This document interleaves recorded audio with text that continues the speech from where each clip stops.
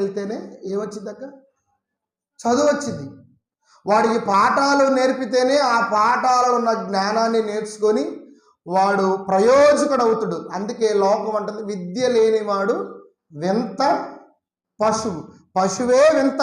4 కాళ్ళు, 1 తోక, 2 చెవులు, 2 కళ్ళు మనలాగే. విద్య లేనివాడు వింత పశువు అన్నట్లు వింత పశువు ఇంకెంత ఉంటుందంటే 7 కాళ్ళు, 2 తోకలు, 4 కొమ్ములు. దాన్ని మనం కొనుక్కుంటామా? అంటే లోకములో ఉన్న సామెత విద్య లేనివాడు వింత పశువు. వాడు ఏం చేస్తాడంటే ప్రతిరోజు తల్లి సోమవారం మొదలుకొని శనివారం వరకు పాఠశాలకు పంపించి అక్కడ ఉపాధ్యాయులు బోధించే పాఠాలన్నీ నేర్చుకొని తెలివి, జ్ఞానము, వివేకమును తెచ్చుకొని వాడు ఈ సమాజంలో గొప్పవాడు కావాలనేది తల్లిదండ్రుల ఆలోచన. దేవునికి స్తోత్రం. అయితే మనం ఎందుకు ఈరోజు దేవుని వాక్యాన్ని మనం వినాలి? ప్రతి బుధవారము, ప్రతి శుక్రవారము కూడుకొనిన ప్రతిరోజు ప్రభు వాక్యాన్ని ఎందుకు ధ్యానించాలంటే ఒక మాట రాయబడింది, చూద్దాం. సామెతల గ్రంథము 29వ అధ్యాయము. ఒకసారి మీ బైబిల్ తెరవండి. 18వ వాక్యం. దేవోక్తి లేని ఎడల జనులు కట్టులేక తిరుగుదురు. అంటే దేవుని వాక్యము లేకపోతే ప్రజలకి చెప్పాలంటే అడ్డు అదుపు ఉండదు. ఏముండదక్క? అప్పుడప్పుడు అంటారు వీడికి అడ్డు అదుపు లేదేంద్రా, వీడి అమ్మానాన్నలు వీడికైనా బోధిస్తున్నారా, వీడి తల్లిదండ్రులు వీడికైనా మంచి చెబుతున్నారా, అసలు వీడేంటి ఇలా మాట్లాడుతున్నాడో, ఇలా బ్రతుకుతుండేంటి, ఇలా జీవిస్తున్నాడేంటి, పెద్దలంటే గౌరవం లేదు, పిల్లలంటే వాడికి లెక్క లేదు, ఏంటి వీడి బ్రతుకు అంటే వీడింట్లో తల్లిదండ్రులు వీడికి మంచి గుణాలు నేర్పట్లేదు. మనమే అంటాం వీడికి అడ్డు అదుపు లేదురా అంటాం. దేవోక్తి, దేవుని వాక్కు లేకపోతే భూమి మీద ప్రతి మనిషి కట్టు లేక తిరుగుతుడు. మనం ఒక గొంజకే, ఒక కొయ్యకే, ఒక గేదెను కట్టకపోతే ఏమేది చెప్పండి? దాని ఇష్టం. ఏసయ్య దాని ఇష్టం విచ్చలవిడిగా తిరుగుతుంటుంది. ఎక్కడ పడితే అక్కడ మేయడానికి ఇష్టపడుతుంటుంది. మనది కాని ప్లేస్లోకి వెళ్ళి మేస్తుంటుంది. మన కాని పొలంలోకి వెళ్ళి మేస్తే ఏం చేస్తారు? మేయమని చెప్తారా? కర్ర అందుకుంటాడో 4 వాతలు పెట్టి పంపిస్తాడు. దేవునికి స్తోత్రం. వాక్యము సెలవిస్తుంది. ఎందుకు దేవుని మాట వినాలంటే, దేవోక్తి ఎందుకు ప్రకటించాలంటే, ప్రభు వాక్యం ఎందుకు బోధించాలంటే, దేవోక్తి లేని ఎడల జనులు కట్టు లేకుండా తిరుగుదురు. కాబట్టి ప్రభు వాక్యం మీతో పంచుకుంటుంటే మిమ్మల్ని కడుతుంటుంది. దేవుని వాక్యము మిమ్మల్ని దేవునితో అంటుకట్టుంటుంది. దేవుని వాక్యము మిమ్మల్ని మందిరానితో అంటుకడుతుంటుంది. దేవుని వాక్యము మిమ్మల్ని మంచితో అంటుకడుతుంటుంది. దేవుని వాక్యము పరిశుద్ధతతో మీరు ఉండాలని మిమ్మల్ని కట్టుతూ వస్తూ ఉంటుంది. అదే దేవుని వాక్యం లేకపోతే మన ఇష్టం, మన బ్రతుకు మనది, మన జీవితం మనది, మన విధానం మనది, మన ఆలోచన మనది, మన పద్ధతే మనదే. లోకంలో చూడండి, సిగ్నల్ లేకపోతే ట్రాఫిక్ జామ్ అయిద్దా కాదా? ఎందుకు సిగ్నల్ పెట్టాలి? కోడలి ప్లేస్లో ఎందుకు చౌరస్తాలో సిగ్నల్ ఎందుకు పెడతారు తెలుసా? అదొక కట్టుబాటు. సిగ్నల్ పెడితే నువ్వు ఆగాలి. జంపు చేసి వెళితే నీకు మీద ఏం చేస్తారు? జరిమానా పెడతారు, ఫైన్ వేస్తారు. అంటే సిగ్నల్ నీకు ఒక కట్టు, సిగ్నల్ నీకు ఒక కట్టు, స్లోగా వెళ్ళమని నీకు కట్టు, హెల్మెట్ పెట్టుకోమని నీకు కట్టు. అంటే లోకములో ఇలాగ కట్టుబాటు ఉన్నట్టే దేవోక్తి లేకపోతే జనులంట కట్టు లేకుండా తిరుగుదురు. జనులు కట్టకుండా తిరుగుతారు, వాడిష్టం. అందుకనే దేవోక్తి ప్రతిరోజు మనం వినాలి. ఆ దేవోక్తి నీకు చెప్పినట్లు నువ్వు బ్రతకాలి. ఆ దేవోక్తి నీకు బోధించినట్లు నీవు జీవించాలి. లేకపోతే అంటారు కదా, విచ్చలవిడిగా బ్రతుకుతుంది, ఇష్టారాజ్యంగా జీవిస్తుంది, తన జీవితము నాశనం వైపుకు నడిపిస్తుంది. కట్టు లేకుండా ఈనాడు ప్రజలు ఉండడానికి కారణం తెలుసా? వాడి జీవితంలో దేవోక్తి లేకపోవడమే. దేవోక్తి వినేవాడు, దేవుని వాక్యాన్ని వినేవాడు వాడి జీవితాన్ని కట్టుకుంటాడు, వాడి జీవితాన్ని సరి చేసుకుంటాడు. ఒక తల్లి అంటే, ఒక తండ్రి అంటే, సమాజం అంటే, దేవుడంటే, బంధువు అంటే, పిల్లలంటే ఒక ఆలోచనతో ఉంటాడు. దేవోక్తి లేకపోతే ప్రజలు కట్టు లేకుండా తిరుగుతారు. మీరు గమనించండి, ఎవడైతే దోషము, ఎవడైతే నేరము, ఎవడైతే పాపం చేస్తూ బ్రతుకుతున్నాడో వాడికి ఏం లేదంటే ఈ దేవోక్తి వాడి జీవితంలో లేదు. మనకేముంది? నీతో దేవోక్తి మాట్లాడుతుంటుంది, నీతో దేవుని వాక్యం ప్రకటిస్తుంటుంది. అమ్మా, నువ్వు ఇలా బ్రతకాలి, నువ్వు ఇలా జీవించాలి, నువ్వు ఇలా ప్రార్థన చేయాలి, పాపానికి దూరంగా ఉండాలి, మోసానికి దూరంగా ఉండాలని దేవోక్తి నీతో బోధిస్తుంటుంది. కింద మాట, ధర్మశాస్త్రమును అనుసరించువాడు ధన్యుడు. ఎవరు ధన్యులక్క? డబ్బులున్నోడు కాదు, ఆస్తి అంతస్తున్నోడు కాదు, ఐశ్వర్యం ఉన్నోడు కాదు, లోకంలో గొప్పవాడు, అధికారి, వీళ్ళు కాదు ధన్యుడు. దేవుని ధర్మశాస్త్రమును అనుసరించువాడే ధన్యుడు. దేవోక్తి ఎందుకు? దేవుని వాక్యం ఎందుకు? సేవకులు ఎందుకు? మందిరం ఎందుకంటే నిన్ను కట్టడానికి. ఈరోజు ఒక వ్యక్తి జీవితాన్ని మనం జాగ్రత్తగా జ్ఞాపకం చేసుకుందాం. ఒక మాట చూడండి, బైబిల్ గ్రంథంలో ఆది కాండము 28వ అధ్యాయము 20, 21, 22 వచనాలను మనం చదువుకుందాం. 28, 20, 21, 22 కలిసి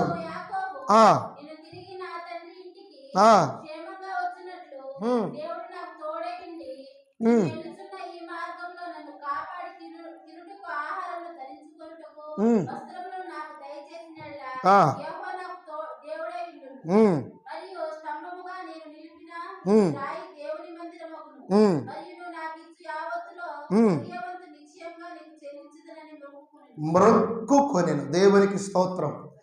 ఇక్కడ జాగ్రత్తగా మనం జ్ఞాపకం చేసుకుంటే యాకోబు యొక్క తీర్మానం మనకి ఇక్కడ కనపడుతుంటుంది. యాకోబు యొక్క మొక్కుబడి ఇక్కడ మనకు కనపడుతుంటుంది. యాకోబు యొక్క నిబంధన, యాకోబు యొక్క ప్రామిస్ ఇక్కడ మనకి కనబడుతుంది. ఏంటనంటే యాకోబు దేవుణ్ణి అడుగుతూ ఉంటాడు. యాకోబు రాత్రికాల సమయంలో పడుకొని ఆ రాత్రికాల సమయంలో ఒక కలగని, ఆ కల దేవుడు తన జీవితంలో నెరవేర్చబడాలని ఒక 3 విషయాలు తనను అడుగుతుంటాడు. ఒకటి, నన్ను కాపాడి, నాతో పాటు చెప్పండి, నన్ను కాపాడి. రెండవది, నాకు క్షేమమునిచ్చి. మూడవది, నాకు తినుటకు ఆహారమును అంటే అన్న వస్త్రాలు నాకు అనుగ్రహిస్తే. ఒకటి క్షేమము, రెండవది కాపాడబడటము, మూడవది అన్న వస్త్రాలు నాకు అనుగ్రహించి. ఈ 3 అడుగుతున్నాడు. ఈరోజు దేవుని నమ్ముకున్నోడికి ఇవి కావాలి, దేవుని నమ్మనోడి లోకస్తుడికి ఇవి కావాలి. నీకు నాకు క్షేమం కావాలి, నీకు నాకు కాపాడబట్టం కావాలి, నీకు నాకు అన్న వస్త్రాలు కావాలంటే పోషణ కావాలి. మన జీవితంలో ఈ 3 అవసరం. మన జీవితంలో లోకస్తులు ఇదే కోరుకుంటారు, దేవుని నమ్ముకున్న క్రైస్తవులు కూడా ఇదే కోరుకుంటారు. కోరుకోరా? నాకు క్షేమం వద్దు అన్నోళ్ళు, నాకు కాపాడబట్టం అవసరం లేదు అన్నోళ్ళు, నాకు అన్న వస్త్రాలు అవసరం లేదు అన్నోళ్ళు లోకంలో లేరు. యాకోబు కూడా దేవుని సన్నిధిలో ఈ 3 అడుగుతుండు. అయ్యా, ఒకటి నాకు క్షేమాన్ని ఇవ్వు, రెండవది నా ప్రయాణం అంతట్లో నా బ్రతుకాలము నన్ను కాపాడు, నాకు మూడవది అన్న వస్త్రాలను దయచేయి, నాకు పోషణ దయచేయి. ఈ 3 అడుగుతుండు. ఈ 3ంటిని కూడా ఈ యాకోబు జీవితంలో దేవుడు జరిగించాడో జరిగించలేదో ఒక మాటను మనం చదువుకుందండి. 32వ అధ్యాయము 10వ వచనం చూడండి. నీవు నీ సేవకునికి చేసిన సమస్తమైన ఉపకారమునకు సమస్త సత్యమునకును అపాత్రులను ఎట్లనగా నా చేతికర్రతో మాత్రమే ఈ యోర్దానును దాటుకుని ఇప్పుడు నేను 2 గుంపులు అయితిని. హల్లెలూయా. 20 సంవత్సరాల తర్వాత యాకోబు మాట్లాడుతున్న మాట ఇది. 28వ అధ్యాయంలోనేమో నాకు 3 విషయాలను దయచేయమన్నాడు. 32వ అధ్యాయం 10వ వచనంలోనేమో అయ్యా నాకు చేసిన సమస్తమైన ఉపకారములను బట్టి నీకెంతో ధన్యును.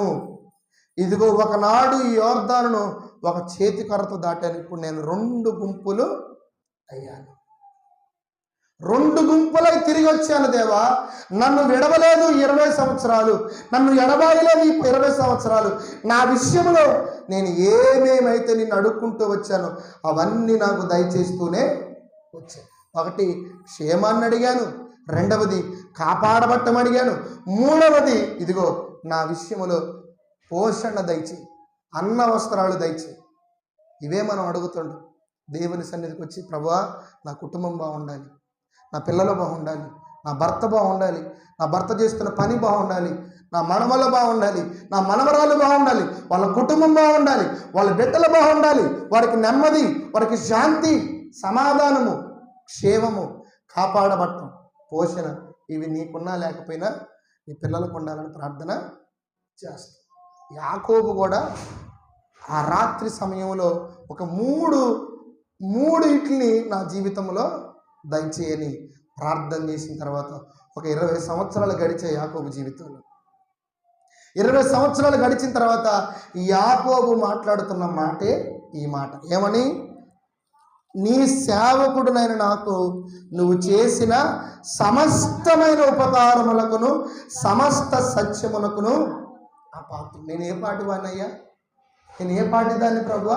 అప్పుడప్పుడు మనకే అనిపించింది అసలు ఇంత చేయటానికి నేను ఎంతటి వాడను, నేను ఎంతటి దానను, ఈ స్థితిలో ఉండడానికి మా బ్రతుకు ఏ పాటిది. ఇతను కూడా అంటున్నాడు అనమాట, ఇంత ఉపకారాలు చేశావే, ఒక చేతి కర్రతో ఆ రాత్రి 3 విషయాలు నిన్ను అడిగి ఈ యోర్దాను దాటానే, మరలా యోర్దాను దగ్గరకు వచ్చి అక్కడ నిలబడి జ్ఞాపకం చేసుకుంటుండు. దేవునికి స్తోత్రం. మన మూలము, మన ప్రారంభము దేవుళ్ళో మనం మర్చిపోకూడదు. ఏం మర్చిపోకూడదు అక్క? ఎక్కడైతే నువ్వు దేవుళ్ళో మూలముగా ప్రారంభించావో మరలా అక్కడికి తిరిగి వచ్చి నువ్వు గమనించాలి, నిన్ను నువ్వు సెల్ఫ్ చెకింగ్ చేసుకోవాలి. ఇతనే తెలుసా, యోర్దాను దగ్గర నిలబడి ఇదిగో ఈ కర్రతో నేను యోర్దాను దాటిని, తిరిగి వచ్చిన తర్వాత అదే యోర్దాను దగ్గర నిలబడి మాట్లాడుతున్న మాట ఇది. ఒకనాడు 1 కర్రతో వెళ్ళాను, ఇప్పుడు నేను 2 గుంపులై వచ్చాను. ఇదంతా కూడా నీ ఉపకారమే.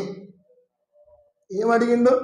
3 అడిగిండు. 1 క్షేమం అడిగిండు, 2వది కాపాడబట్టం అడిగిండు, 3వది అన్న వస్త్రాలని అడిగిండు. 20 సంవత్సరాల తన జీవితంలో ఆ ఒడుదుడుకుల ప్రయాణములో దేవుడు ఎలాగ తనకు క్షేమాన్ని ఇచ్చాడు, దేవుడు ఎలాగ తనను కాపాడుకుంటూ వచ్చాడు, దేవుడు ఎలాగో తనకు అన్న వస్త్రాలను దయచేసుకుంటూ వచ్చాడో మనం చూద్దాండి. చూడండి ఒక మాట మన పరిశుద్ధ గ్రంథంలో చూడండి, 30వ అధ్యాయము 27వ వాక్యం. అందుకు లాబాను 30వ వచనం చదువుతాం. 30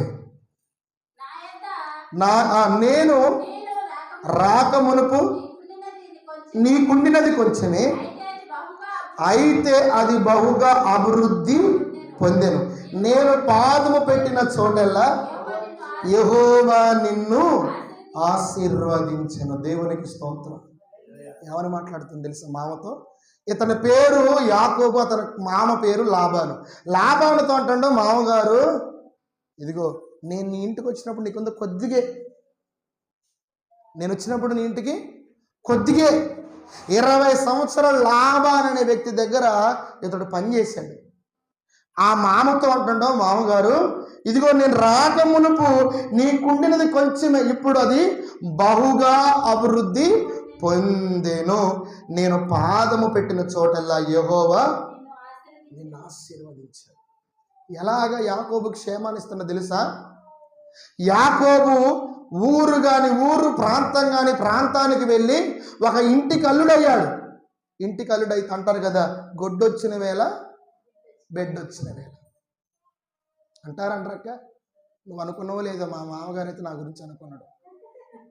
కోడలు వచ్చిన వేళ, అల్లుడు వచ్చిన వేళ. ఏ వేళ విశేషమో తెలియదు కానీ యాకోబు ఎప్పుడైతే లాబాను అనే మావ ఇంట్లో అడుగు పెట్టిండో లాబానుకున్నది కొంచెమే, అప్పుడున్నది పెట్టంత, ఇప్పుడు గంపంత అయింది అంటున్నాడు అనమాట. మామతో ఎంత ధైర్యంగా మాట్లాడుతుంది తెలుసా? నేను వచ్చినప్పుడు నీకేముందో చెప్పు మామగారు, ఇప్పుడు నేను పాదము పెట్టిన చోటల్లా దేవుడు ఆశీర్వదించుకుంటూ వచ్చాడని. ఎలాగ యాకోబు క్షేమాన్ని ఇచ్చాడు తెలుసా?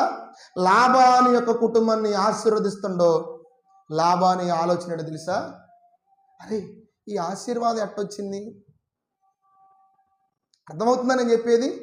ఎప్పుడైతే యాకోబు అనే వ్యక్తి ఇంటికి అల్లుడైందో, ఇంటికి అల్లుడైన తర్వాత దేవుడు ఎలా క్షేమాన్ని ఇస్తాడో తెలుసా? యాకోబుని బట్టి లాభాన్ని ఆశీర్వదిస్తాడు, యాకోబుని బట్టి లాభాన్ని దీవిస్తాడు, యాకోబుని బట్టి లాభాన్ని అభివృద్ధిలోకి తీసుకొస్తాడు. 30దంతలుగా 60దంతలుగా 100అంతలుగా బహుగా దీవించుకుంటూ వస్తే కొన్ని సంవత్సరాలకు అనుమానం వచ్చింది లాభానికి. అరే ఇంత అభివృద్ధి, ఇంత ఆశీర్వాదం ఎక్కడి నుండి వచ్చింది నాకు అని ఒకరోజు ఇంట్లో కూర్చొని తీసిండు, చీట్లేసిండు. ఫస్ట్ పిల్లల పేరు మీద వేసిండు, పిల్లల పేరు మీద పడల. కూతుర్ల పేరు మీద వేసిండు, కూతుర్ల పేరు మీద చీటు రాల. భార్య పేరు మీద వేసిండు, భార్య పేరు మీద చీటు పడల. తన పేరు మీద ఏదో వేసుకున్నారు, అసలు నా పేరైతే నాకు నమ్మకం లేదులని తన పేరు కూడా రాసిండు, అది పడల. ఏంటి పని వాళ్ళ పేరు మీద వేసిండు, పడల. చివరికి ఎవరి పేరు మీద రాసింది తెలుసా? యాకోబు అనే పేరు మీద వేసి చీటీ తీయంగానే యాకోబు పేరు మీద చీటీ పడ్డది. ఆ మాట చూడండి, 27వ వచనం, 30:27. అందుకు లాబాను అతనితో నీ కటాక్షము నా మీద నున్న ఎడల నా మాట వినుము అల్లుడా, నిన్ను బట్టి యెహోవా నన్ను ఆశీర్వదించెనని శకునము చూసి తెలుసుకుంటేనని ఏమంటాడు తెలుసు అల్లుడితో? అల్లుడా ఓ మాట చెప్తాను, నువ్వు పోవటానికి వీల్లేదు. ఏమంటాడు అల్లుడితో? నువ్వు మాత్రం మా ఇంటి నుంచి నువ్వు వెళ్ళడానికి వీల్లేదు. ఈ ఆశీర్వాదము, ఈ అభివృద్ధి ఎవరిని బట్టి వచ్చిందో అని ఒక రోజు నేను కూర్చొని ఆ చీటీలు వేసుకుంటూ శకునం చూసుకుంటూ వస్తే నా పిల్లల పేరు మీద రాలేదయ్యా, నా కొడుకుల పేర్ల మీద రాలేదు, నా భార్య పేరు మీద రాలేదు, ఇదిగో నా పేరు మీద కూడా రాలేదు, నీ పేరు మీద చీటీ వచ్చింది. శకునము చూసి తెలుసుకున్న అల్లుడు, దయచేసి నా ఇంటి నుండి నువ్వు పోవడానికి వీల్లేదు. ఏం చేస్తాను చెప్పండి? అల్లుడు ఇంటికి వచ్చినప్పుడల్లా కక్కా ముక్క తీసుకొస్తూనే ఉండు. అవునా కదక్క?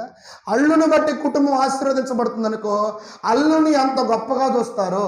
కోడలను బట్టి కుటుంబం ఆశీర్వదించబడుతుంది అనుకో, కోడలను బట్టి ఎంత గొప్పగా కోడలను చూస్తారో తెలుసా? అమ్మ నీకెందుకు పని చేయడం, కూర్చో, నేను ఊడుస్తా, నేను రుద్దుతా, నేను నీకు అన్నం వండి అనరా.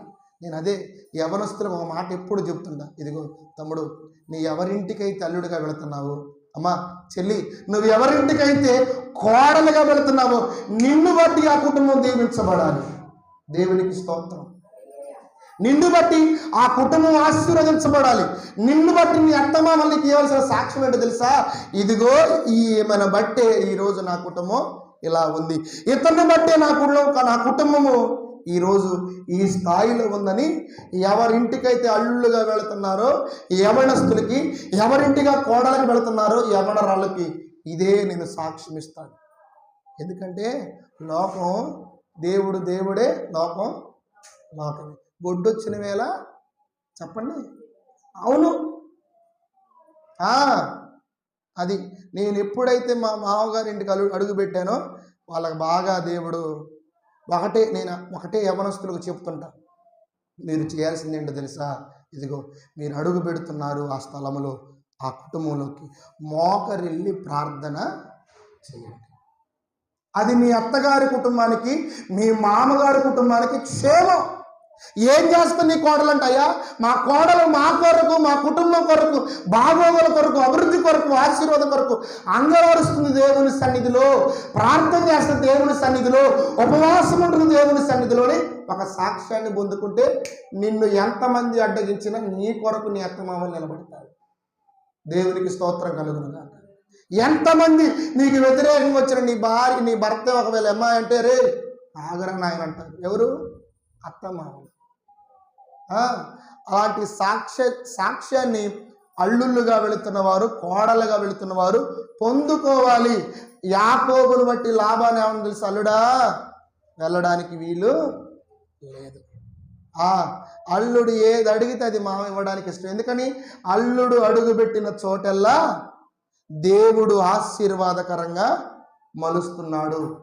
ఒకటి గుర్తుపెట్టుకోండి, క్రైస్తవుడుగా దేవుని నమ్ముకున్న బిడ్డగా నీవు అడుగు పెట్టిన చోటల్లా మన ప్రభు ఆశీర్వాదకరంగా దానిని మలచునుగాక, దీవెన ఓటనగా మార్చునుగాక.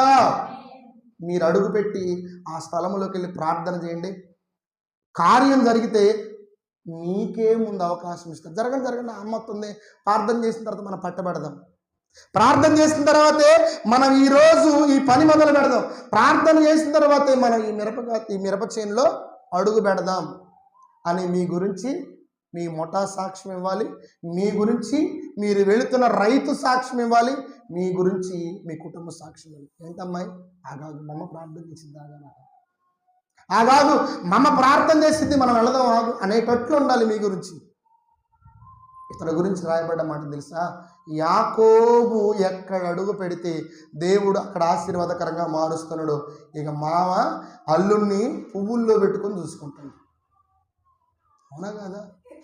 ఎక్కడో పద్దనరాం వెళ్ళాడు, ఊరు కాని ఊర్లో ఒక కుటుంబానికి అల్లుడయ్యి ఇతన్ని బట్టి ఆ కుటుంబంలో దరిద్రత వచ్చిందంటే ఏం చేస్తారు చెప్పండి? ఏం చేస్తారు? అప్పుడప్పుడు మరణ బట్టి ఏదైనా కుటుంబంలో కీడు జరిగిందనుకో, వచ్చిందిరా ఇంట్లో అడుగు పెట్టిందిరా, ఇల్లంతా కొల్లకాడు చేసిందిరా అంటారు. వచ్చింది మా కుటుంబంలో ఎక్కడి నుండి దొరికిండో వీడు, ఎక్కడ మాకు దాపురించిండో తెలియదు, వీళ్ళని బట్టి ఈరోజు మా కుటుంబం అంతా కూడా నాశనం అయిపోయిందిరా అనే మాట దయచేసి మన పిల్లల గురించి మన కుటుంబాల గురించి ఎవరు మాట్లాడకూడదు. ఈ లాబాను వలె యాకోబుకి ఇచ్చిన సాక్ష్యము నీవు నేను కలిగి ఉండాలి. యాకోబు వలె యాకోబుకి ఎలా క్షేమాన్ని దేవుడిస్తున్నాడు చూడండి. వెళ్ళిన మామ కుటుంబాన్ని దీవిస్తున్నాడు, మామేమో యాకోబుకి వెళ్ళి చూస్తుండు. ఇతను బాగా చూసుకోవాలి మనం. ఇతడు అడిగిందల్లా మనం పెట్టాలి. ఇతడు మనం కోరిందల్లా అతనికి ఇవ్వాలి. ఇతడు అడిగిందల్లా మనం చెయ్యాలి. అతను మనం బాధ పెట్టకూడదు, అతని మాత్రం మనం కలవర పెట్టకూడదు, అతని మాత్రం మనం ఒక్క మాట పల్లెత్తి అనకూడదు.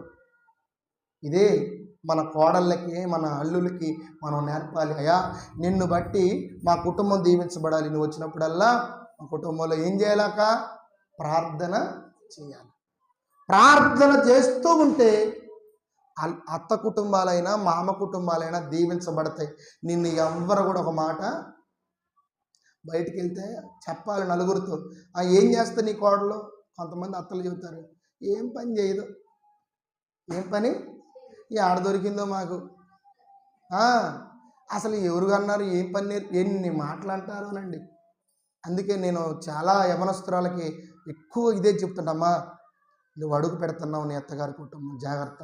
నీ గురించి మంచి చెప్పకపోయినా పర్వాలేదు కానీ చెడు మాత్రం తెచ్చుకో మాకు. ఏం చేస్తావు? నీ పనులు నువ్వు చేసుకో. ఖాళీ సమయంలో మోకరించి నీ అత్త కొరకు నీ మామ కొరకు వారి కుటుంబం కొరకు ప్రార్థన చేయి.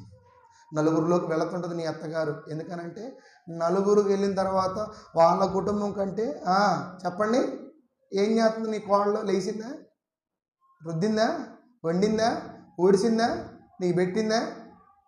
వాళ్ళ ఇంట్లో ఏదో తెచ్చి మనకు పెట్టినట్టు లేకపోతే లేవలేదు, ఇంకా ఓడకపోతే ఇంకా ఓడవలేదా, కడగపోతే ఇంకా ఇన్ని మాటలు వస్తుంటాయి. కాబట్టి చెల్లి తమ్ముడు జాగ్రత్త.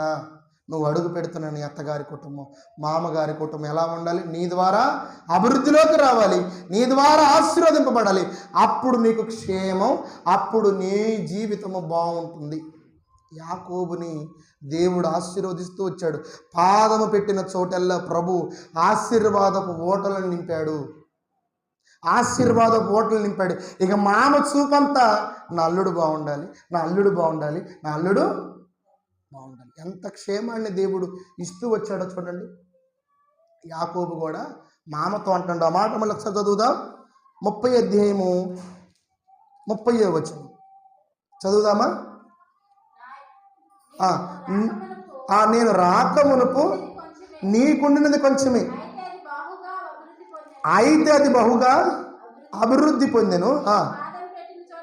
నేను పాదము పెట్టిన యెహోవా నిన్ను ఆశీర్వదించెను. నేను నా ఇంటి వారి కొరకు ఎప్పుడు సంపాద్యము చేసుకొందు. నేను దేవునికి స్తోత్రం. ఈ యాకోబు అడుగు పెట్టిన చోటల్లా ఆశీర్వాదమే. ఈరోజు నువ్వు అడుగు పెట్టిన ప్రాంతం, నువ్వు ఉద్యోగం చేస్తున్న ప్రాంతం, నీ అత్తగారి ఇల్లు, నీ కుటుంబం, నీ పిల్లలు, నువ్వు వెళ్తున్న పని, ప్రతి స్థలములో మన దేవుడు నిన్ను ఒక ఆశీర్వాద సూచనగా ఉంచాలనే ఆశ, నిన్ను ఒక ఆశీర్వాదపు ఓటగానే ఉంచాలని ఆశ, నిన్ను ఆశీర్వాదపు గుర్తుగానే దేవుడు ఉంచాలని ఆశ. మీరు చెప్పాలి, మీ గురించి సాక్ష్యం ఇవ్వాలి.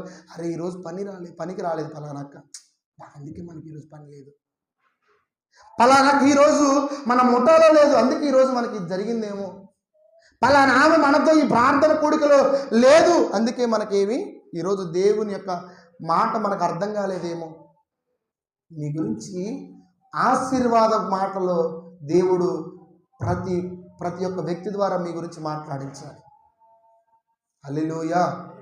చూడండి, అడుగు పెట్టిన చోటల్లా దేవుడు ఆశీర్వదించి, ఇప్పుడు యాకోబు అంటుండో, నా కుటుంబం కొరకు నేను, నా పిల్లల కొరకు నేను సంపాదించుకోవాలి, నా కుటుంబం కొరకు, నా పిల్లల కొరకు సంపాదన చేసుకోవాలి అని మామతో చెబుతూ, ఎలాంటి బ్రతుకో తెలుసా యాకోబుది ఎలాంటి బ్రతుకో మరొక మాట మనం చూద్దాం. 33వ వచనములో, ఇక మీదట నాకు రావలసిన జీతమును గూర్చి నువ్వు చూడవచ్చినప్పుడు నా న్యాయ ప్రవర్తనయే నాకు సాక్ష్యమగును. దేవునికి స్తోత్రం. ఏ ప్రవర్తన? న్యాయ ప్రవర్తన. తను ఎలా సంపాదించుకోవాలనుకుంటున్నా తెలుసా? న్యాయంగానే సంపాదించుకోవాలి. నా పిల్లల కొరకు, నా కుటుంబం కొరకు నేను అన్యాయం చేసి బ్రతకూడదు, అన్యాయంతో నా కుటుంబంలో ఏ వస్తువు తెచ్చుకోకూడదు, అన్యాయం చేసి మోసము చేసి నా కుటుంబం కొరకు, నా పిల్లల కొరకు నేను దేన్ని సంపాదించుకోకూడదు. మామతో అంటుండో, ఇక రావలసిన జీతము ఎలా నేను సంపాదించుకుంటున్నాను తెలుసా? నా న్యాయమైన ప్రవర్తన. న్యాయమైన ప్రవర్తన ఉన్నవాడి కుటుంబము బహుగా దీవించబడుతుంది. లోకములో మీరు చూడండి, ఎవరైనా సరే న్యాయంగా బ్రతకాలి, న్యాయంగా జీవించాలి, న్యాయంగా సంపాదించాలి, న్యాయమైనదే నా యొద్ద ఉండాలి, న్యాయమైనదే జీతమే నేను పొందాలని ఆలోచన లేనే లేదు. నా కుటుంబం కొరకు నేను సంపాదించుకోవాలి, న్యాయంగానే, న్యాయమైన ప్రవర్తన ద్వారానే అది నా పిల్లల కొరకు నేను కూడా పెట్టాలి. వాడు గుర్తు తెచ్చుకోండి, అన్యాయంగా సంపాదించింది మన కుటుంబంలో ఉందంటే అది మన పిల్లలకు శాపకరమే, అది మన పిల్లలకు దీవెన కాదు అనుకున్నాడో. ఆకాను ఏమనుకున్నాడో తెలుసా? దేవుడు ఇది వద్దన్నాడు కదా, ఇందులో శపితమైందన్నాడు కదా, నా కోసం కాదు నా పిల్లల కోసం అని ఏం తెచ్చుకున్నా తెలుసాక? ఒక బంగారు కమ్మి, ఒక షేనారు వస్త్రము, ఒక వెండి తెచ్చుకొని ఇంట్లో గుడారం వేసుకొని గుడారం మధ్యలో పెట్టుకున్న తర్వాత దేవుడు సెలవిస్తాడనమాట, ఇదిగో మీలో ఒకడు నేను వద్దు అన్నదాన్ని తెచ్చుకొని ఇంట్లో పెట్టుకున్నాడో, అది తన పిల్లల కోసం ఉపయోగపడుద్దని తెచ్చుకున్నాడో, ఎప్పుడైతే చీట్లు వేశారో ఆకాను పట్టుకొని, చేసింది ఎవరు తప్పు? ఆకానే కదా. ఆకాను ఒక్కడిని ఆ రోజు చంపలేదు, ఆకాను పట్టుకున్నారు, ఆకాను భార్యను పట్టుకున్నారు, ఆకాను పిల్లలను పట్టుకున్నారు, ఆకాను కోడలను పట్టుకున్నారు, ఆకాను అల్లుళ్ళని పట్టుకున్నారు. తర్వాత ఆకానుకు కలిగినదంతా తీసుకొని ఆకోరు అనే ఒక లోయలోకి తీసుకెళ్ళి మంచి సన్మానం చేశారు. ఆ రోజు ఏం చేశారు తెలుసా? రాళ్ళు పట్టుకొని ప్రతి ఒక్కరు కూడా ఆకాని రాళ్లతో కొట్టి చంపేశారు ఆ రోజు. ఎందుకని?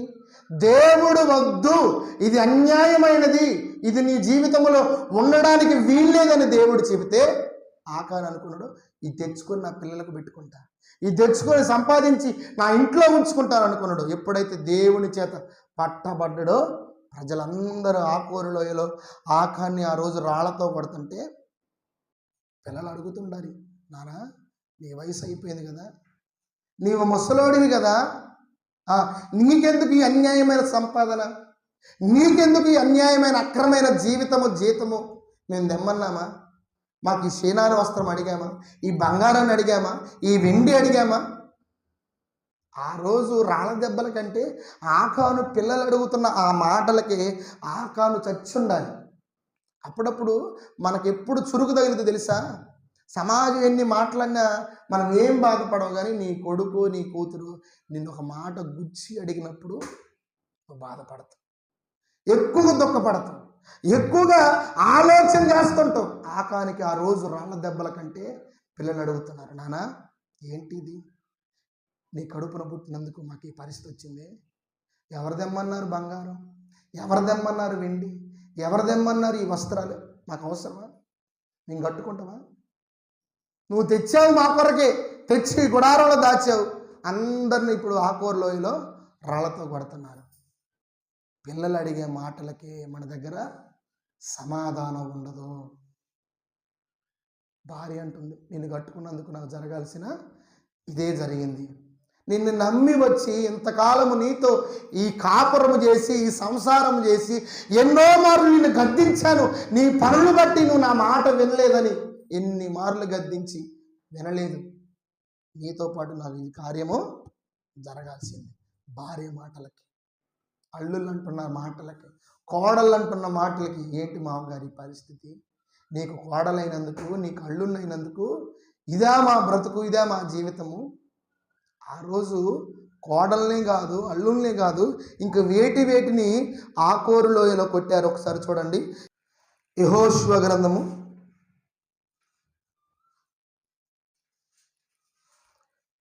7వ అధ్యాయము 24, 25, 26 చదువుదామా?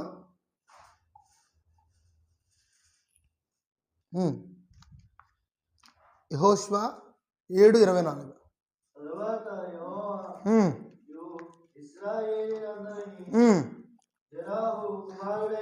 జేరాహు కుమారుడైన ఆకానును, ఆ వెండిని, ఆ వస్త్రమును, ఆ బంగారు కమ్మిని, ఆకాను కుమారులను, కుమార్తెలను, ఎద్దులను, గాడిదలను, మందను, డేరాను, వానికి కలిగిన సమస్తమును పట్టుకొని ఆకోరు లోయలోనికి తీసుకొని వెళ్ళి 26వ వచనం, వారిని రాళ్లతో కొట్టిన తర్వాత అగ్నితో కాల్చి వారి మీద రాళ్ళ కుప్ప పెద్ద కుప్పగా వేసి. ఏం చేశారంట ఆ రోజు?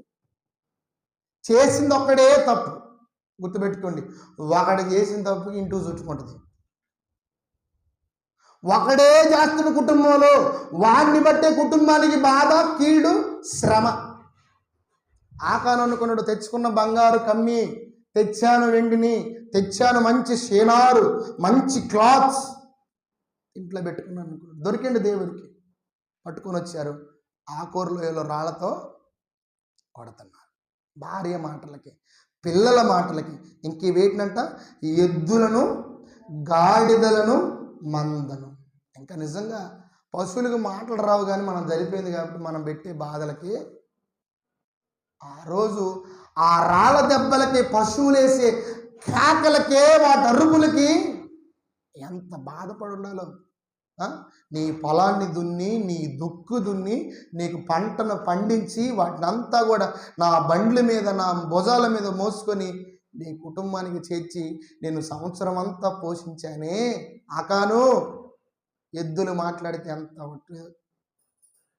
ఆకాను, నీకు శ్రమపడి నీ కొరకు, నీ కుటుంబం కొరకు దుక్కి దున్నానే, పొలము దున్నానే, గొర్రు నాగలి కట్టుకొని ఎండ వానక తడిచి నీ కోసం పనిచేశానే.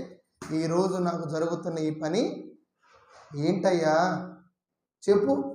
మందని, గాడిదలని, ఎద్దులను, సమస్తాన్ని కూడా ఆకోరు లోయలో తీసుకెళ్ళి కొడుతున్నారు. ఆకోరు లోయలో. కానీ యాకోబు అంటున్న మాట తెలుసా? నాకు రావాల్సిన జీతము న్యాయమైనదిగానే నేను సంపాదించుకుంటాను. న్యాయమైనదిగానే సంపాదించుకుంటున్నాను. ఎలా సంపాదించుకున్నాడో తెలుసా? ఒక ఆలోచన వచ్చేసింది. ఏమని ఆలోచన తెలుసా? ఆ మామగారికి అప్పటికే 14 సంవత్సరాలు కొలువు చేసేసాడు. 14 సంవత్సరాలు తన మామగారి దగ్గర నుండి మంచిగా గొర్రెల్లాగా ఆచుకుంటూ, వాటిని పెంచుకుంటూ, మంచిగా మామగారి కొరకు కష్టపడుతూ ఉన్నాడు. ఇప్పుడు ఏం అడగాలి చెప్పండి? ఒక డీల్ చేయాలి. మామగారు, ఇదిగో ఇంతకాలం నేను మీ కొరకు కష్టపడ్డాను, ఇంతకాలం మీ కొరకు శ్రమ పడ్డాను, ఇంతకాలం మీ దగ్గర పని చేశానే, నీ మందలో సగం నాకు ఇవ్వు అని అడగాల. ఆ జాగ్రత్తగా ఏమడగాల? 14 సంవత్సరాలు పనిచేసిన తర్వాత ఏమడగాల? నీ మందలో నాకు ఇవ్వు, నీ మందలో సగం నాకు తెచ్చిపెట్టు అని అడగాలి. కానీ అలా అడగట్ల. ఏమని అడుగుతుండో తెలుసా? ఒక మాట మనం పరిశుద్ధ గ్రంథంలో చూద్దాండి.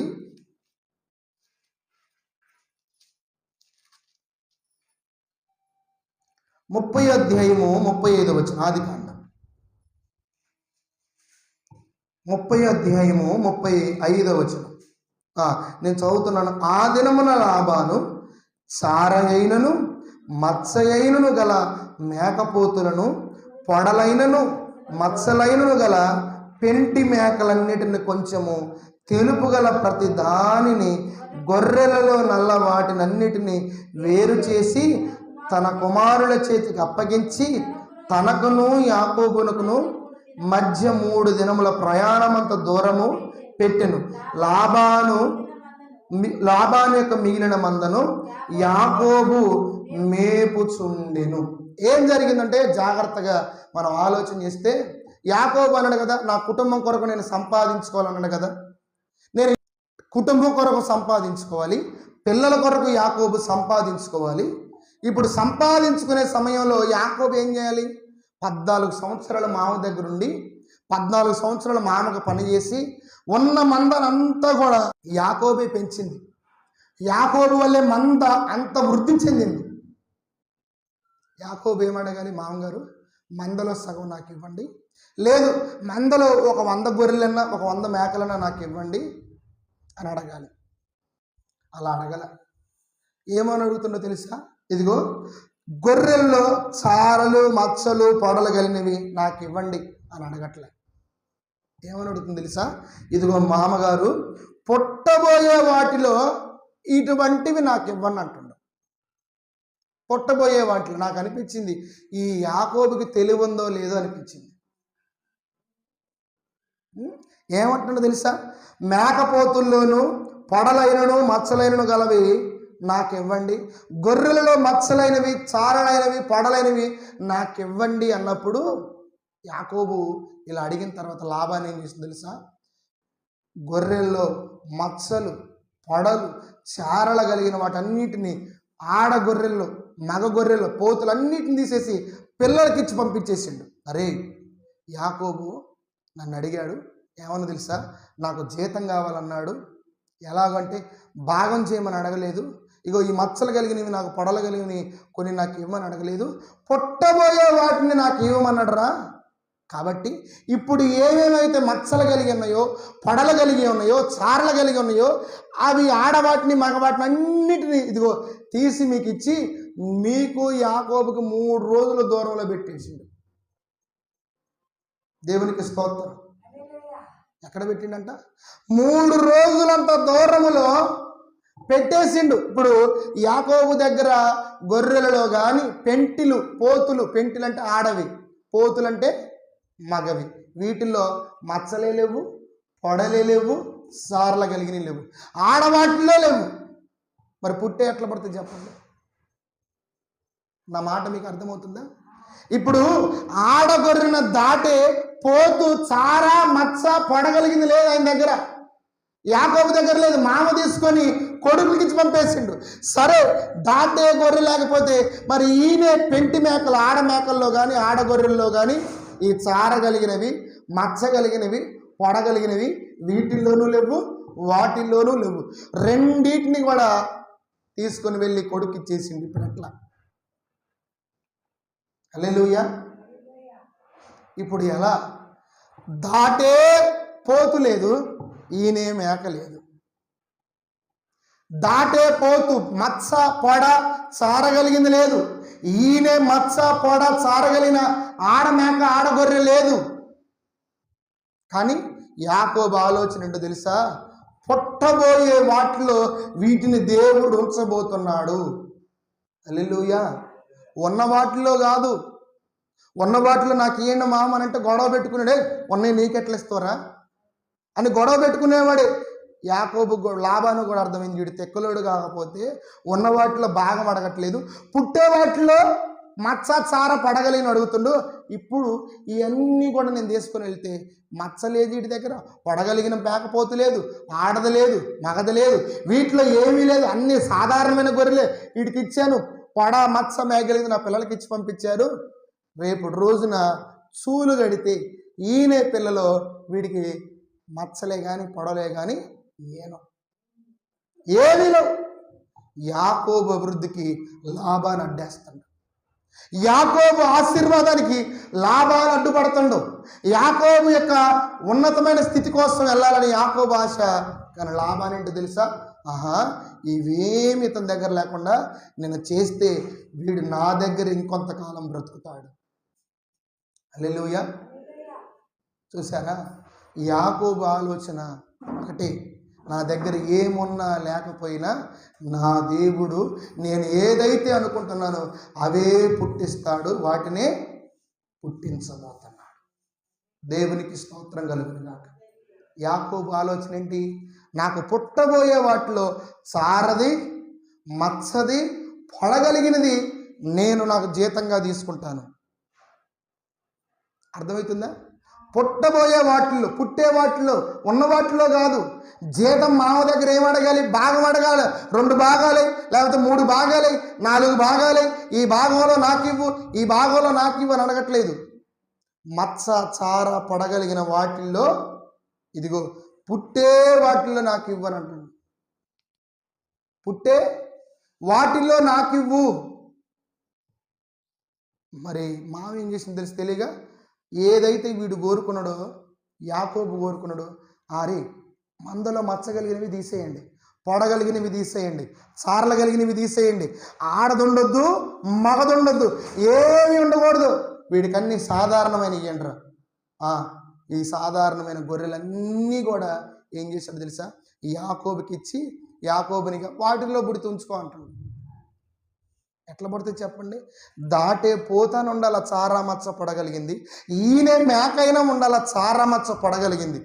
వాటిలో ఏమీ లేకుండా ఇంతకుముందు ఏమన్నాడో, అల్లుడా నిన్ను బట్టే నా కుటుంబం దీవించబడ్డదయ్యా, ఈరోజు జీతం అడిగేసరికి వ్యతిరేకంగా మాట్లాడుతున్నాడు. జీతం అడిగేసరికి వ్యతిరేకంగా మాట్లాడుతున్నాడు. యాకోబు ఆలోచన తెలుసా?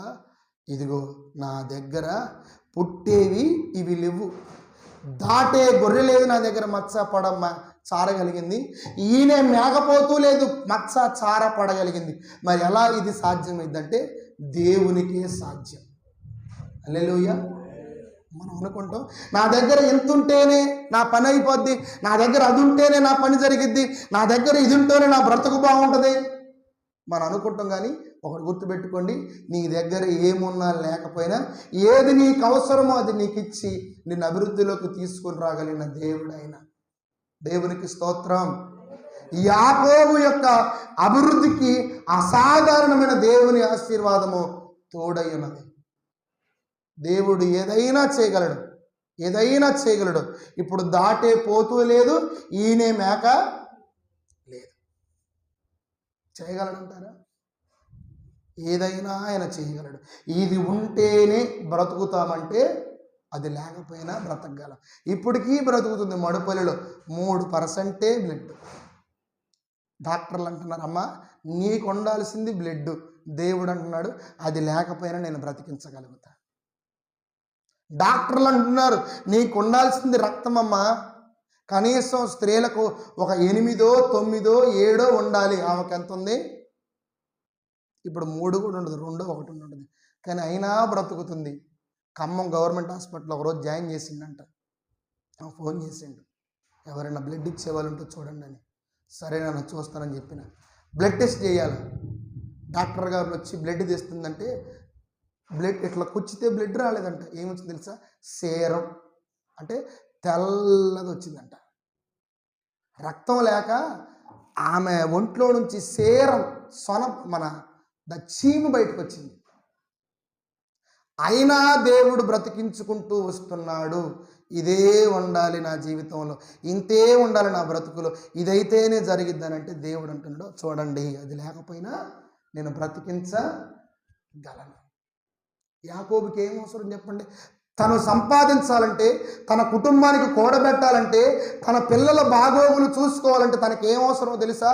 ఆయన ఆశ, ఇదిగో నాకు పుట్టేవి సార పొడ మచ్చగలివి ఇవి నాకివ్వు, ఇవి ఉంటేనే ఒప్పుకో, నేను న్యాయంగా సంపాదించుకుంటున్నానని. ఇవి నా దగ్గర నా మందలో ఉంటేనే ఒప్పుకో, మామూలుగా ఉంటే మాత్రము అవి నువ్వు తీసేసుకో. పుట్టేవి ఏమై ఉండాలక్క? మత్స సార పొడ, ఈ 3 రకాల కలిగి ఉంటే అవి నాకు ఇవ్వు. లేకపోతే పుట్టేవన్నీ సాధారణమైనవి అనుకో, అవి ఉంచేసుకో. ఇప్పుడు నుండి మొదలుపెట్టు. మా వచ్చిండు సార మచ్చ పొడగలిగినవి ఆడవి మగవి అన్నిటిని వేరు చేసి అవన్నిటిని కూడా కొడుకులకి ఇచ్చి పంపించేసి యాకోబుకి లాబాని పిల్లలకి 3 రోజులు దూరం పెట్టిండు. ఎందుకని? ఒక రాత్రి పోయి ఒక గొర్రెపోతుని తెచ్చుకొని ఒకవేళ మందులో దాటిస్తాడేమో, లేదు ఒక ఆడపిల్లని మేకపిల్లని తెచ్చుకొని ఇదిగో తీసుకెళ్ళి ఆ మందలో గలుపుతురేమో. చూసినవా మామ ఎంత తెలివిగా ఉన్నాడో? కానీ దేవుడు ఏం చేశాడో తెలుసా? యాకోబు, నీ ప్రయత్నానికి నా ఆశీర్వాదం ఉంటుందయ్యా, నీ ప్రయాసకి నా ఆశీర్వాదం ఉంటుందయ్యా. కానీ నాకు అనిపించింది, ఏం కార్యం అనిపించింది. దాటే పోతు లేదు, ఈయనే ఆడమేక మత్స చార్లకి అన్నీ సాధారణమైనవే, అన్నీ కూడా సాధారణమైన మేకలే గొర్రెలే ఉన్నాయి. కానీ ఒకానొక రోజు యాకోబు ఏం చేస్తాడో చూడండి. 30వ అధ్యాయము 39వ వచనం, 38వ వచనం, 37 చదువుతున్నాను చూడండి. యాకోబు చీనారు జంగిసాలను చెట్ల చువ్వలను తీసుకొని ఆ చువ్వలలో తెల్లచారలు కనబడినట్లు అక్కడక్కడ వాటి తొక్కలు వలిచి మందలో నీళ్లు త్రాగ వచ్చినప్పుడు అవి చూలు కట్టుటకు అతడు తాను ఒలిచిన చువ్వలను మందలు త్రాగుటకు వచ్చు కాలవలోను నీళ్ల గాళ్ళలోను వాటి వద్ద పెట్టగా 39 మందలు ఆ చువ్వల ఎదుట చూలు కట్టి సారలైనను పొడలైనను మత్సలగలనైన పిల్లలను ఈనెను. దేవునికి స్తోత్రం. ఏం చేసిందంట? ఒక పోతుని నేల ఎక్కడో గొనక్కరాల, ఒక ఆడమేకను గొనక్కరాలేదు, సారా మత్సగలిని వీటిని ఏం కొనలేదు. ఒకటే, ప్రభువా నేను ఒక ప్రయత్నం చేస్తున్నాను, నా ప్రయాసకి నీ అసాధారణమైన ఆశీర్వాదము తోడు కావాలని కర్రను తీసుకున్నాడు. యేసయ్య ఆడ కింద కర్ర పడ్డది ఇచ్చి,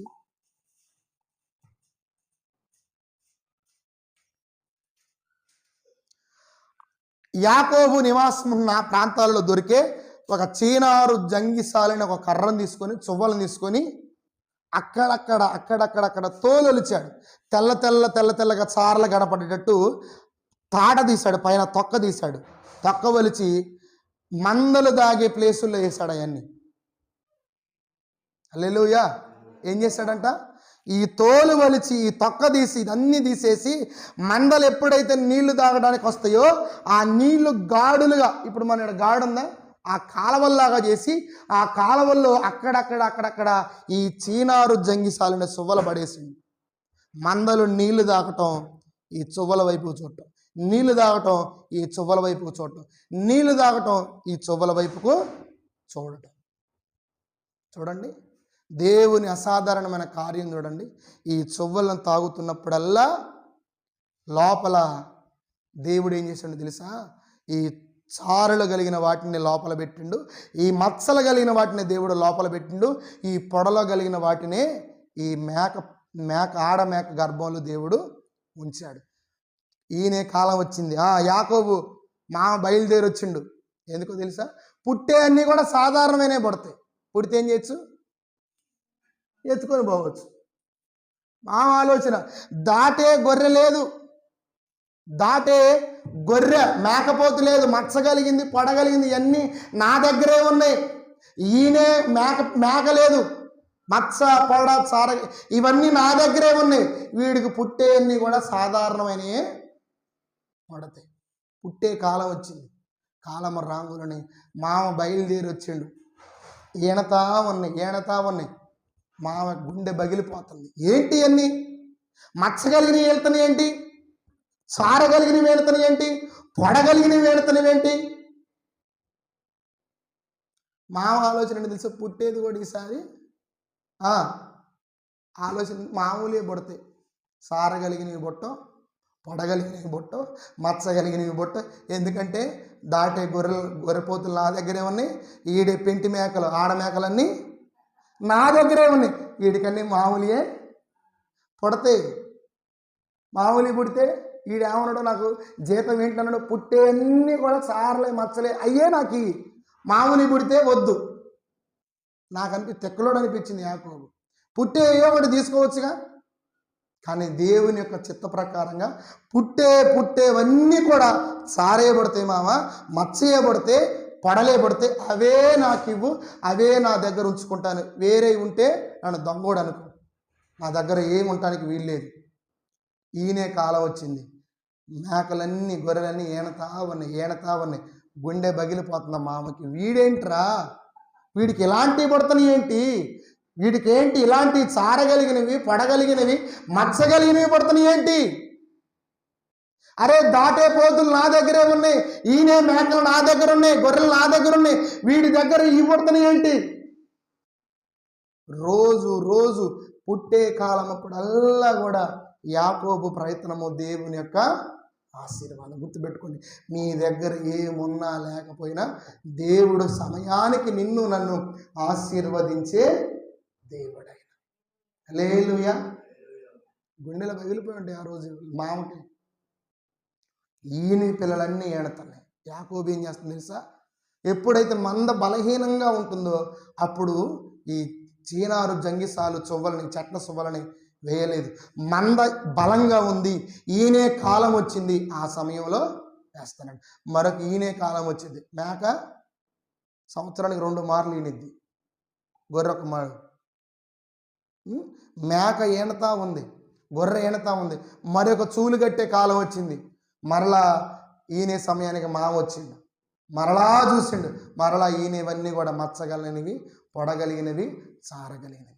రోజు రోజుకి పుట్టే అన్నీ కూడా ఇవే పడుతున్నాయి. రోజుకి యాకోబు అభివృద్ధి చెందుతూనే ఉండవు. లాభాను తగ్గించబడుతూనే ఉన్నాడు. లాభాను తగ్గించబడుతూనే ఉన్నాడు. చూసారా, మన యొక్క ప్రయత్నానికి దేవుని యొక్క ఆశీర్వాదం. రాత్రి కలగన్నాడు, అయ్యా ఏంటిది, ఏం జరుగుతుందో నాకు అర్థం కావట్లేదు అంటే, ఆ కలలో దేవుడు ఏమని మాట్లాడుతుండో ఒక మారు చూడండి. 31వ అధ్యాయము 12వ వచనం. అప్పుడు ఆయన, నీ కన్నులెత్తి చూడుము, గొర్రెలను దాటుచున్న పొట్టేళ్ళన్నీ చారలైనను, పొడలైనను, మచ్చలైనను గలవి. ఏలయనగా లాభాను నీకు చేయుచున్నది యావత్తును సూచితమే. కాలలో దేవుడు యాకోబుకు చూపిస్తున్నాడు, యాకోబు నువ్వేమో ఆ చీనారు జంగిసాలు చువ్వలను తీసుకొని వాటి తొక్క తీసి అక్కడక్కడ తెల్లగా చేసి చార్లగా పొడలుగా ఈనాలని నీ ఆలోచన, నీ ఆశ అయితేనయ్యా, ఇదిగో కళలో నీకు మాట్లాడుతున్నా, జ్ఞాపకం తెచ్చుకో. పుట్టబోయేవన్నీ కూడా చారలు, పొడలు, మత్సల గలివి, వాటిని దాటే గొర్రెలని ఇలాగే ఉన్నాయి చూడు, ఇలాగే గొర్రెలు దాటుతున్నాయి చూడని యాకోబుకి దర్శనములు దేవుడు ఆ రాత్రి కనపరిచాడు. హల్లెలూయా. యాకోబు న్యాయమైన ప్రవర్తన, న్యాయమైన జీవితము, న్యాయమైన సంపాదన. దేవునికి మహిమ కలుగును గాక. ఏదైనా చేయగలడు, నీ వద్ద ఉన్నదాన్ని ఆయన ఉపయోగించుకొని. నీవు నేను మన యొద్ద దాన్ని ఉపయోగించుకుంటే దాన్ని నష్టపరుచుకుంటామే. మనం అనుకుంటాం అదే ఉండాలి, ఇదే ఉండాలి, ఇదైతేనే జరిగిద్ది. ఏది అవసరం లేదండి, మనకు చేయగలిగిన దేవుడు ఉంటే చాలు. యాకోబుతో అంటున్నమాట, నీకు లాభానుది చేయనుది యావత్తు నేను చూసుకుంటూ వచ్చానయ్యా, నువ్వు దిగులు పడొద్దు. గుర్తుపెట్టుకోండి, నీ జీవితంలో చెడు చేసేవాడుంటే నీకు మంచి చేసే దేవుడు ఉన్నాడు. నిన్ను పడగొట్టేవాడుంటే నిన్ను లేవనెత్తేవాడున్నాడు. నిన్ను దుఃఖపరిచేవాడుంటే ఆ దుఃఖాన్ని నాట్యంగా మార్చే దేవుడు నీకున్నాడు. ఏమంటున్న దేవుడు, నీకు చేసేవాడుంటే నీకు నేను చేసేవాడిని ఉన్నా. హల్లెలూయా. యాకోబుకి క్షేమాన్ని ఇచ్చాడు. యాకోబుకి ఇలాగా అన్న వస్త్రాలను పోషణించి గొప్పగా యాకోబుని దేవుడు దీవించాడు. యాకోబుని ప్రతి క్షణంలో దేవుడు కాపాడుతూనే ఉన్నాడు. చూడండి ఎలా కాపాడుతున్నాడో. 31వ అధ్యాయము 38వ వచనం. ఈ 27 ఏళ్ళు నేను నీ యొద్ద నుంటిని, నీ గొర్రెలనైనను మేకలనైనను ఈడ్చుకుపోలేదు, నీ మంద పొట్టేళ్లను నేను తినలేదు. దుష్ట మృగముల చేత చీల్చబడిన దానిని నీ యొద్దకు తేక ఆ నష్టమును నేనే పెట్టుకుంటుని. పగటి యందు దొంగలింపబడిన దానినేమి, రాత్రి యందు దొంగిలింపబడిన దానినేమి నా యొద్ద పుచ్చుకొంటివి. నేను ఇలా ఉంటిని, పగటి ఎండకు రాత్రి మంచుకు నేను క్షీణించిపోతుంది.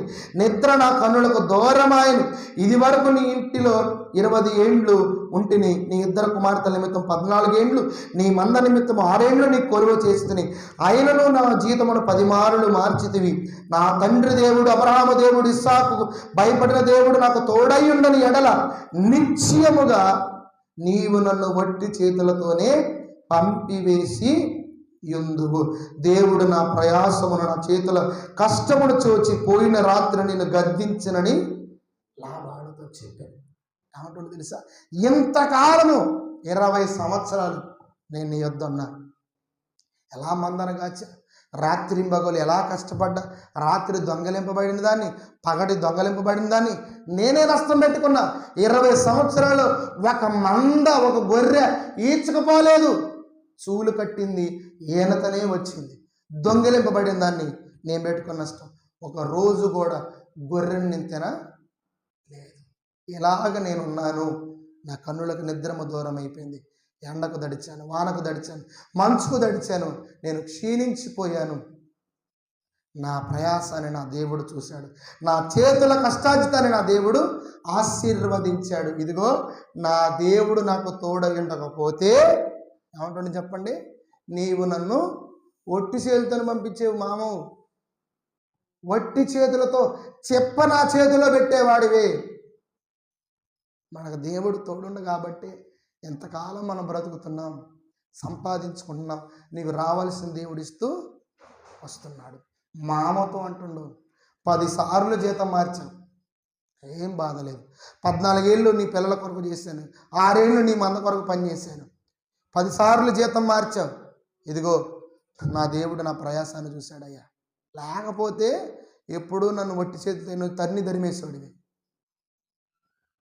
తన్ని తరిమేసేవాడివి. రక్షణ ఇచ్చిండు, పోషణ ఇచ్చిండు, కాపాడుతూ వచ్చిండు యాకోబుని దేవుడు. 3 అడిగాడు, అయ్యా నాకు క్షేమాన్ని ఇవ్వు, నన్ను కాపాడు, నాకు అన్న వస్త్రాలను దయచేయి. వీటన్నిటిని దేవుడు తనకి ఇస్తూనే వచ్చాడు. ఆ మాటలో చూద్దండి. 31వ అధ్యాయము 5వ వచనం. నా తండ్రి యొక్క దేవుడు నాకు తోడై ఉన్నాడు. చూడండి 7వ వచనం.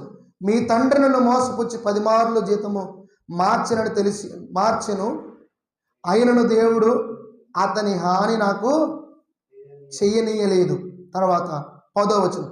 అట్లు మీ తండ్రి దేవుడు మీ తండ్రి పశువును తీసి నాకు ఇచ్చాను. దేవుడు తోడుంటూ కాపాడుతూ క్షేమాన్ని ఇస్తూ అన్నిటిని కావలసిన వాటన్నిటిని కూడా యాకోబుకు దయచేశాడు. ఇప్పుడు యాకోబు పొజిషన్ ఏంటో చూడండి. 30:43. ఆ ప్రకారము ఆ మనుషుడు అత్యధికంగా అభివృద్ధి పొంది విస్తారమైన మందలు, దాసులు, ఒంటెలు, గాడిదలు గలవాడాయి. 20 సంవత్సరాల తర్వాత యాకోబు జీవితం ఎలా ఉంది తెలుసండి? ఏ 3 అయితే దేవుని దగ్గర అడిగారో ఆ 3 దేవుడు ఇచ్చాడు. ఇప్పుడు అత్యధికముగా వృద్ధి చెంది దాసులు, పనివాళ్ళు, ఇంట్లో పనిచేసేవాళ్ళు, బయట పనిచేసేవాళ్ళు, పొలాలు, స్థలాలు, గాడిదలు, ఒంటెలు, ఎద్దులు కలిగి బహుధనవంతుడయ్యాడు. చట్టం తెలుసా? మామ మొహం పేలాలు ఎగుతున్నాయిగా. ఎందుకని? ఎక్కడి నుండో వచ్చిండు, అల్లుడయిండు, ఇప్పుడు ఇంట్లో ఏకు మేకయిండ్రా. ఏమైందంట? ఏకు మేకయిండు. ఫస్ట్లో బాగానే ఉంది, మా కొరకు వచ్చింది అనుకున్నాం, మాకు బాగానే వృద్ధి చెందిను, మేము బాగానే డెవలప్ అయినాం, మేము బాగానే అంతస్తులు సంపాదించుకున్నాం. ఈరోజు చూస్తే మాకంటే మా అల్లుడు ఎంత గొప్పలో ఈ స్థాయిలో ఉన్నాడు ఏందని మా మొహం ఆ రోజు నుండి పేలాలు ఎగుతున్నాయి మొహం మీద.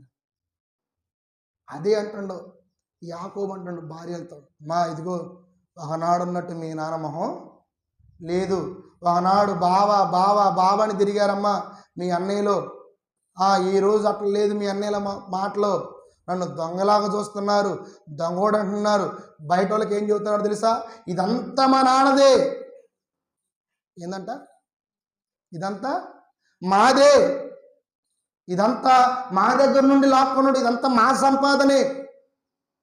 కానీ యాకోబు న్యాయంగా సంపాదించాడు. ఉన్న వాటిలో కోరలేదు, ఉన్న వాటిలో భాగాలు అడగలేదు. పుట్టబోయే వాటిలో ఉన్నవి కూడా పుట్టేవి మచ్చ చారగలిగినవే నాకు జీతంగా రావాలి, వాటిల్లో కూడా మీ నాన్న అన్నిటిని తీసుకొని పోయి సాధారణమైన ఉంచాడు. కానీ దేవుడు నా ప్రయాసను చూసి నా చేతుల కష్టాజితను ఆశీర్వదించాడు. హల్లెలూయా. బహుధనవంతుడు కావాలని ఇక మామొహం అప్పుడున్నట్టు లేదు, బావమర్దుల మాట అంతకు ముందున్నట్టు లేదు, అంతకు ముందున్నట్టు లేదు. ఒకరోజుగా రెడీ అయిపోయి బయలుదేరిండు. వెళ్ళిపోతా అంటూ, అమ్మాయి బయలుదేరండి, మీ నాన్న ఒకనాడులాగా మాట్లాడట్లేదు, మీ అన్నయ్యలు కూడా ఒకనాడు మాట్లాడినట్లు ఈ మాటలు ఇప్పుడు లేవు, పదండని మొత్తం మోటాముళ్ళన్నీ చదువుకొని బయలుదేరి వెళ్ళిపోయారు. ఈ లోపల మామ ఊరు వెళ్ళిపోయింది, వేరే ఊరు. మామకు కబురు వచ్చింది, ఇదిగో యాకోబు పిల్లలని మొత్తాన్ని తీసుకొని వెళ్ళిపోతాడు అనే మాట కబురు వచ్చేసింది. కబురు రాగానే హుటాహుటిన బంధువులని, రక్త సంబంధుల్ని, ఊరి పెద్దలందరినీ పట్టుకొని పదండి, యాకోబు నా ఇల్లంతా దోచుకొని వెళ్ళిపోతున్నాడని ఇద్దరు కూడా ఎక్కడ కలుసుకున్నారో చూడండి. 31వ అధ్యాయము నేను చదువుతున్నాను, 23వ వచనం. అతడు తన బంధువులను వెంట పెట్టుకొని 7 దినముల ప్రయాణమంత దూరము తనను తరుముకొని పోయి గిలాదు కొండ మీద తను కలుసుకున్నాడు. ఆ రాత్రి స్వప్నమందు దేవుడు సిరియావాణి లాబాను వద్దకు వచ్చి, నువ్వు యాకోబుతో మంచినే కానీ చెడ్డనే కానీ పలుకకు జాగ్రత్త స్వామి అని అతనితో చెప్పాను. లాబాను యాకోబును కలుసుకును. యాకోబు తన గుడారమును ఆ కొండ మీద వేసుకొని ఉండెను. లాబాను తన బంధువులతో గిలాదు కొండ మీద గుడారము వేసుకొని. హల్లెలూయా. ఇద్దరు కూడా ఎదురెదురు పడ్డారు. కొండ మీద ఇద్దరు కలుసుకున్నారు. ఇటు పక్కన యాకోబు, ఇటు పక్కన మామ. ఆ రాత్రి దేవుడు గద్దించాడు, ఇదిగో లాబాను, యాకోబుతో మంచి కానీ చెడ్డ కానీ మాట్లాడకూడదు, జాగ్రత్త. ఇంకేం మాట్లాడతాడు, ఎట్లా ఉండదు తెలుసా? యాకోబు పరిస్థితి, యాకోబు ఉన్నతమైన స్థితి, కుర్చీ మీద కూర్చున్నాడు, లాబాను ఇలా కింద కూర్చున్నాడు. మన దేవుడు మన పరిస్థితిని అలాగ మార్చగలిగిన దేవుడు. ఇద్దరు కొండ మీద కలుసుకున్నారు. ఒకనాడు యాకోబు స్థితి కొద్దిగా ఉంది, ఇప్పుడు యాకోబు యొక్క స్థితి ఉన్నతముగా ఉంది. యాకోబేమో మంచిగా చక్కగా చైర్లో వేసుకొని కూర్చున్నాడు. ఎందుకని? దాసులు, ఒంటెలు, గాడిదలు ఇవన్నీ కలిగి దేవుడిచ్చాడు. లాబాను పరిస్థితి కింద కూర్చొని అల్లుడికి చూస్తా ఉన్నాడు. దేవుడు ఏం మాట్లాడొద్దు అన్నాడు, నీవు నీ అల్లుడితో మంచి కానీ చెడ్డ కానీ మాట్లాడొద్దు. ఎలా దేవుడు మార్చాడు తెలుసా? ఎవరైతే నిన్ను తక్కువగా చూస్తారో వారి ఎదుటే ఘనపరిచే దేవుడు, వారి ఎదుటే మనల్ని ఉన్నతంగా నిలబెట్టగలిగిన దేవుడు. ఆలోచన చేస్తాడు. గడ్డం కింద చేయబెట్టుకొని 20 సంవత్సరాల క్రితం మా ఇంటికి వచ్చాను, ఏదో అనుకున్నా, నీ దగ్గర నేను ఎలా కూర్చోవాల్సి వచ్చిందిరా. ఎందుకని? నోరు మెదపొద్దు, పిచ్చోలాగా చూస్తున్నారు ఇంటికి వెళ్ళి. ఏసయ్యా పిచ్చోలాగా చూస్తుండవు. అల్లుడేమో కుర్చీలో కూర్చునే స్థితి, మామదో కింద కూర్చునే స్థితి. దేవుడు ఏం మాట్లాడొద్దన్నాడు. ఆ రాత్రి మాట్లాడితే మాత్రం నువ్వు అయిపోతావు. పిచ్చి చూపులు చూస్తాడు. నువ్వేమో ఆడా, నేనేమో ఏడా. ఏంది ఇది? గుర్తుపెట్టుకోండి, నీ స్థితి కూడా దేవుడు అలాగ మార్చబోతున్నాడు. దేవునికి స్తోత్రం. మన పరిస్థితిని కూడా దేవుడు అలాగనే ఉంచే దేవుడు. ఎందుకు తెలుసా? ఇన్ని యాకోబు జీవితంలో దేవుడు ఎందుకు తీశాడో తెలుసా? ఎందుకు దేవుడు ఇలాగ యాకోబుని గొప్పగా హెచ్చించుకుంటూ వచ్చాడో తెలుసా? లాబాను కంటే యాకోబు ఏమడిగిండు? 3 అడిగాడు. ఏంటి చెప్పండి? 1, నాకు యేసయ్య క్షేమాన్ని ఇస్తే, 2వది నన్ను కాపాడితే, 3వది నాకు అన్న వస్త్రాలు ఇస్తే. యాకోబు ఏం చేసిండు తెలుసా? ఓ మంచి తీర్మానం తీసుకున్నాడు. ఆ మాట చూసి మనం ముగించుకుందాం. చూడండి, 28వ అధ్యాయము 23వ వచనం. నేను చదువుతున్నాను. క్షేమం వచ్చినట్లు దేవుడు నాకు తోడై ఉండి, నేను వెలుచున్న ఈ మార్గములను నన్ను కాపాడి, తినటకు ఆహారములు, ధరించుకున్న వస్త్రము నాకు దయచేసిన ఎడల యెహోవా నాకు దేవుడై ఉండును. మరియు స్తంభముగా నేను నిలిపిన ఈ రాయి దేవుని మందిరమగును. మరియు నీవు నాకు ఇచ్చున్న యావత్తులో 10వ వంతును నిశ్చయముగా నీకు చెల్లించుదనని మ్రొక్కుబడి చేసుకున్నాడు. హల్లెలూయా. మ్రొక్కుబడి ఏంటిది? మ్రొక్కుబడి. ఒక తీర్మానం చేసుకున్నాడు, ఒక మొక్కు కొన్నాడు, ఒక మొక్కు కట్టుకున్నాడు దేవుని దగ్గర. వినండి నా మాట జాగ్రత్తగా. ఏమండి? నాకు 3 చేస్తే నేను నీకు 3 చేస్తాను. ఏం చేస్తానక్క? నాకు 3 చేయి. నాకు క్షేమాన్ని ఇవ్వు, నన్ను కాపాడు, నాకు పోషణ ఇవ్వు. ఇస్తే నీవు నాకు దేవుడుగా ఉండాలి. నేను నిలిపిన ఈ రాయి నిలిపానే, ఈ రాయి మందిరం అవుతుంది. ఇదిగో 3వది, నాకు ఇచ్చిన దాంట్లో నేను సమస్తాన్ని నీకు 10వ వంతు నేను నీకు ఇస్తాను. దేవునికి స్తోత్రం. ఏమంటుండమ్మా? నాకు క్షేమాన్ని ఇవ్వు, నన్ను కాపాడు, నాకు అన్నవస్త్రాలు ఇవ్వు. ఇస్తే ఇదిగో నేను దేవునిగా నేను నమ్ముతాను. 2వదిగా ఈ రాయి మందిరముగా లేవనెత్తబడుతుంది. 3వదిగా నేను 10వ భాగము నాకు ఇచ్చిన సంపాదనను నేను నీకు ఇస్తాను. హల్లెలూయా. ఇటువంటి మొక్కుబడి మనం చేసుకోవాలి. నాకు ఇవ్వు, నేను నీకు ఇస్తాను. నన్ను కాపాడు, నేను నీకు ఇస్తాను. ఇదిగో నాకు ఇది చెయ్యి, నేను మందిరానికి ఉపయోగపడతాను, నీ సేవకు ఉపయోగపడతాను, సంఘానికి ఉపయోగపడతాను అని నువ్వు తీర్మానం చేసుకో. ఖచ్చితంగా దేవుడు నీ జీవితంలో కూడా యాకోబు చేసుకున్న తీర్మానాలను బట్టి యాకోబుని 20 సంవత్సరాలు కాపాడుకుంటూ, పోషించుకుంటూ, సంరక్షిస్తూ, క్షేమాన్నిస్తూ వచ్చాడు. హల్లెలూయా. తీర్మానము నువ్వు మర్చిపోయినా దేవుడు మర్చిపోడు. మ్రొక్కుబడి నువ్వు మర్చిపోయినా దేవుడు మర్చిపోడు. ఏ మ్రొక్కుబడి అయితే యాకోబు చేశాడో మరలా తిరిగి వచ్చి ఆ మ్రొక్కుబడిని చెల్లించాడు. మరలా తిరిగి వచ్చాడు, సంపాదించిన దాంట్లో దేవునికి ఇచ్చాడు, ఆ రాయి మందిరముగా కట్టించాడు, సొంత రక్షకుడిగా దేవుణ్ణి అంగీకరించాడు. ఎందుకని? నాకు 3 చేయి, నేను 3 చేస్తాను. ఈరోజు కూడా ఒక తీర్మానం తీసుకున్నాను, ఒక మ్రొక్కుబడి చేద్దాను నీ జీవితంలో. ఇది దేవుడు జరిగిస్తే నేను నమ్ముతాను, ఇది దేవుడు జరిగిస్తే నా సొంత రక్షణగా నేను అంగీకరిస్తాను, ఇది దేవుడు జరిగిస్తే నేను మందిరానికి ఉపయోగపడతాను, ఇది దేవుడు జరిగిస్తే నేను సంఘానికి సేవకు నేను నిలబడతాను అని ఒక తీర్మానం తీసుకున్నాను. ఒక ఆలోచనతో ముందుకు పోదాం. యాకోబు అడిగాడు, 3 చేయి, నేను 3 చేస్తాను. యాకోబు జీవితంలో 20 సంవత్సరాల్లో ఆ 3 చేసుకుంటూ వచ్చాడు, గొప్పగా ఆశీర్వదించాడు. యాకోబు తిరిగి వచ్చి నిలిపిన రాయిని మందిరముగా కట్టించాడు, దేవుని సొంత రక్షకుడిగా అంగీకరించాడు. అదేవిధంగా తనకిచ్చిన దాంట్లో 10వ భాగము దేవుడికి ఇస్తూ వచ్చాడు. అట్టి కృప దేవుడు మనకు అనుగ్రహించుగాక. ప్రార్థన చేసుకొని మనము